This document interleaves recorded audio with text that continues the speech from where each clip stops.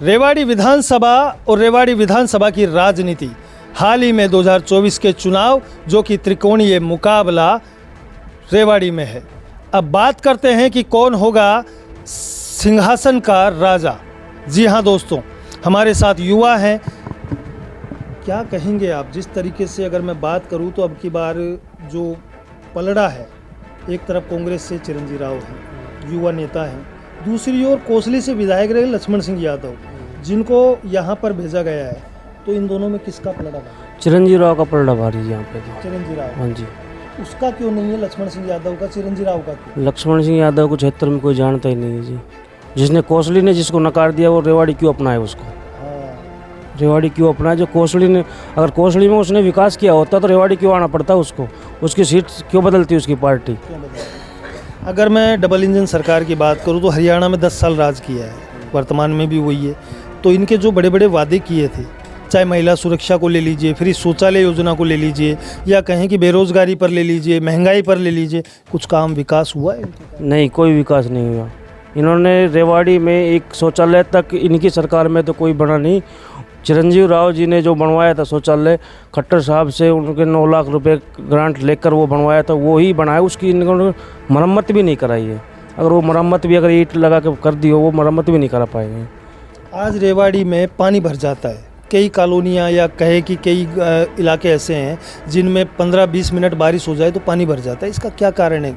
इसका कारण ये है कि जिस प्रकार से शहर की आबादी बढ़ी है, कैप्टन साहब के टाइम में वो पहले उस टाइम सीवर डाला गया था, उस टाइम का ही वो गलियाँ वगैरह बनाई गई थी।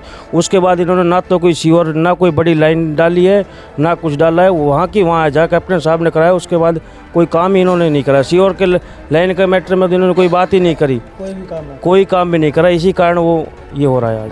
फैमिली आईडी और प्रॉपर्टी आईडी, इनका क्या मतलब, क्या इशू है? इनसे परेशान है लोग?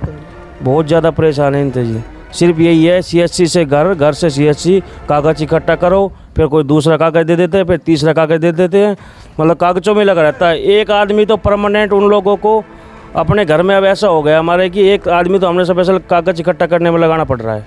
अजय कैप्टन की बार बार चर्चा हो रही है, तो अजय कैप्टन का जो व्यवहार है, अगर मैं बात करूं, चिरंजीव राव उनके बेटे हैं, तो इनका व्यवहार कैसा है? इनका व्यवहार एक नंबर का व्यवहार है।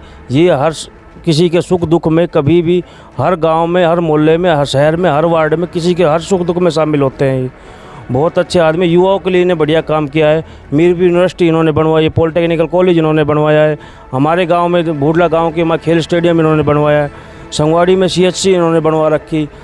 लगभग से काम ही इन्होंने करा। बैंक हमारे संगवाड़ी गांव में, पड़ोसी गांव में इन्होंने किया। खड़खड़ा कॉलेज इन्होंने बनवाया। तो फिर अगर इतने काम इन्होंने किए हैं तो मेरे को लग रहा है कि अजय कैप्टन के ही द्वारा विकास किए गए हैं। भाजपा ने तो कुछ किया ही नहीं है। कोई मतलब ही नहीं, 10 साल में इन्होंने कुछ करा ही नहीं। जो कैप्टन साहब ने काम कराए थे, अगर उनकी मरम्मत भी अगर ये करा देता ना, तो वो भी बहुत कुछ था इनके लिए।